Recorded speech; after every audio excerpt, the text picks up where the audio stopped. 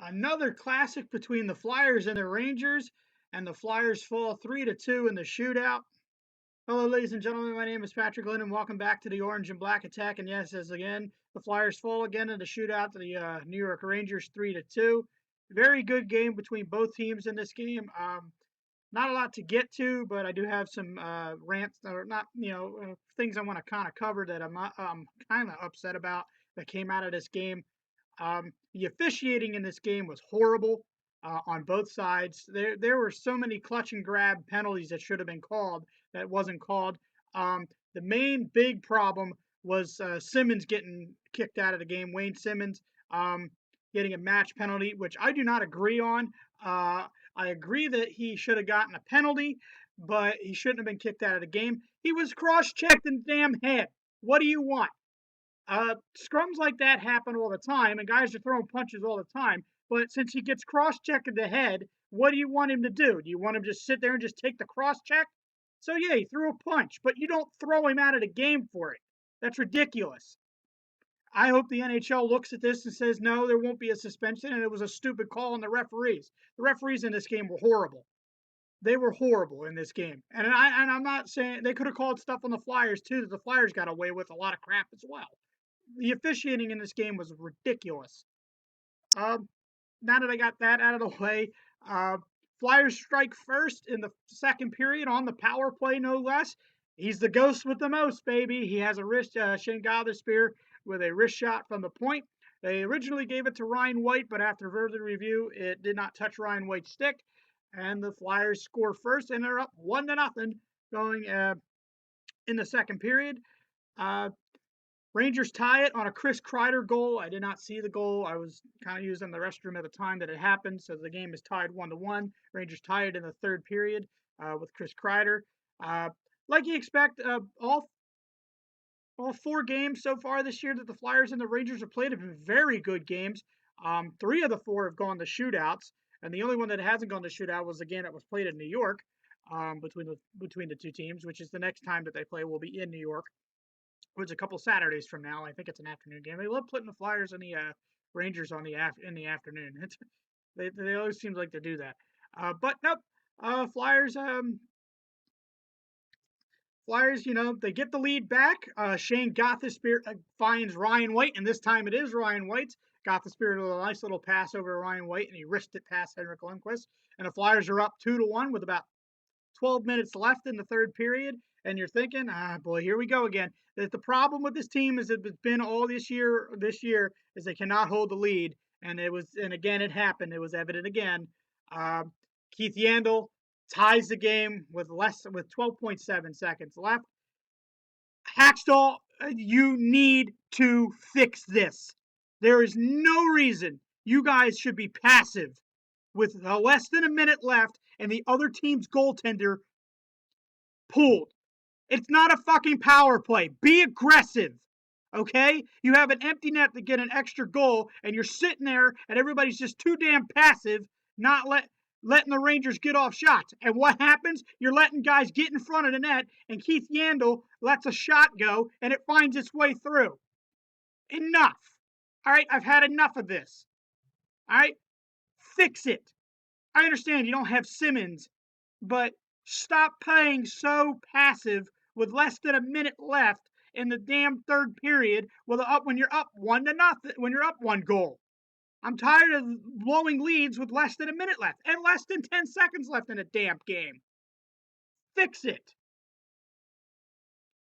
So anyway, the Rangers tie it. Keith Yandle ties it with a wrist shot from him. We go to overtime, back and forth like it is with the 3-on-3 overtime. Neither team is able to get. They do call a penalty, double penalty that offset each other, but nothing comes of it. We go to a shootout. First shooter for the Flyers was Sam Gagner. Tries a nice little dink and dunk move. Can't get it past Lundqvist. First shooter for the Rangers, Matt Zuccarello, who coming in, I believe, was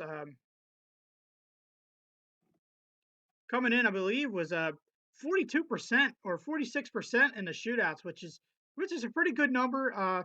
No wonder Alain Vigneault puts him out there, and he's always out there for the shootouts. Congratulations him. He makes a nice little move and he shook Mason and put it in. So Mac Zuccarello puts the Rangers up 1-0 in the shootout. Claude Giroux is next for the Flyers on the shootout.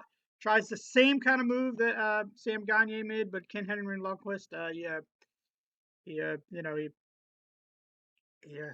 he stopped Giroux, and Derek Stepan comes in with a wrist shot and beats Steve Mason. So the Rangers win the shootout 2-0 and ultimately win the game 3-2. My 3 stars of the game. First star is to the guy who tied the game up with with 12.7 seconds left. It's Keith Yandel. Second star of the game is Ghost Shane Gostisbehere. He had a goal and an assist in this game.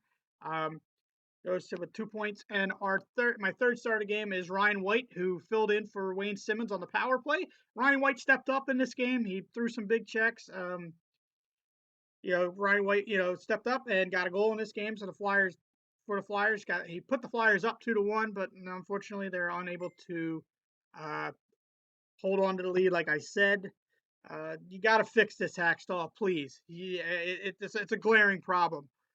Flyers turn around tomorrow, another afternoon game in Washington. It's the NBC game of the week as they are back on, I believe, Sunday afternoons now. It is Super Bowl Sunday, so the NHL is going to throw an NHL game, get everybody pumped up. Not pumped up for the Super Bowl, but get you a little sports in the afternoon. Hockey game for everybody throughout the country. That's 12 o'clock Eastern Standard Time on NBC. It'll be 9 o'clock in the morning for those on the left coast, if you guys are going to watch the game. Like I said, Flyers versus Capitals. Last time these two teams played was last Wednesday, and not this past Wednesday, but the Wednesday before, where the Flyers won it in overtime. Really good game.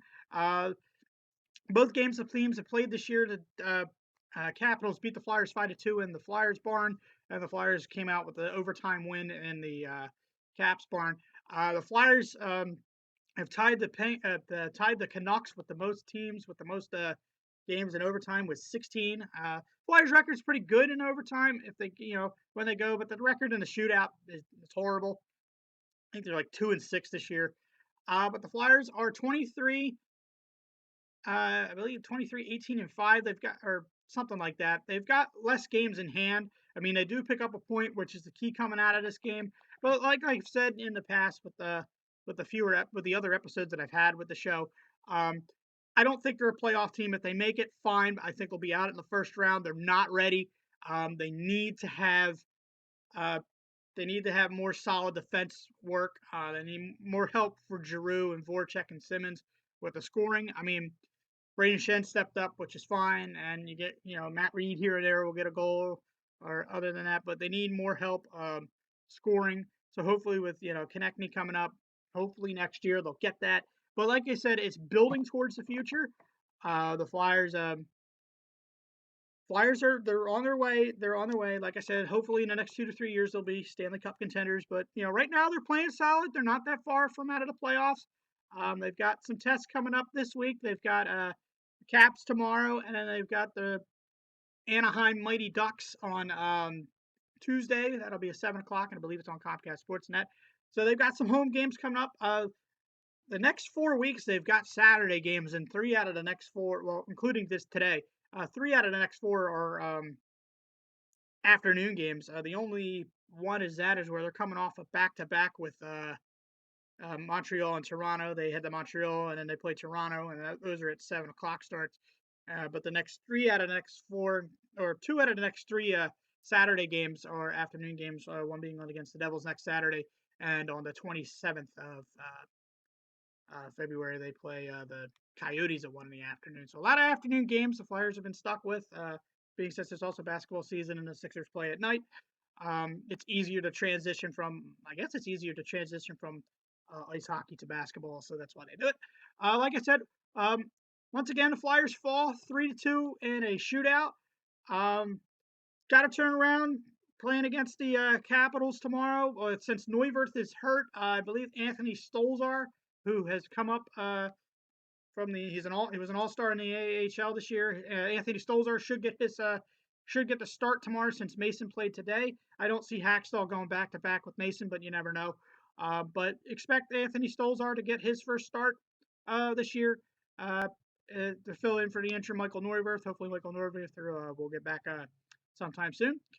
Like I said, hopefully I will be on after tomorrow afternoon's game. These afternoon games are killing me since I work night, but I am off work tomorrow. So I'll probably come home, go to sleep, and then get up for the game like I normally do, like I did today. I'm going to go to bed now.